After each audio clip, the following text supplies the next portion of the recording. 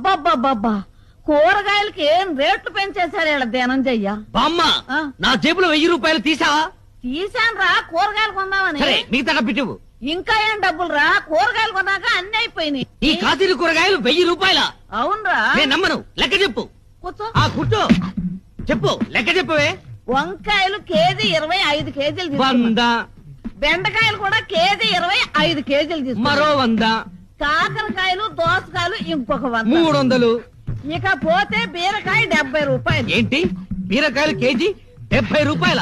KG కాదురా సన్నాసి, ఒక్క బీరకాయ 70 రూపాయలు. అయ్యో 10 తీసుకున్నాను. ఒక్క బీరకాయ 70 రూపాయల అంటే ఒక్కొక్క బీరకాయ సొరకాయ సైజులో డబుల్ ఉంటుందా? అబ్బే అంత ఎక్కడరా.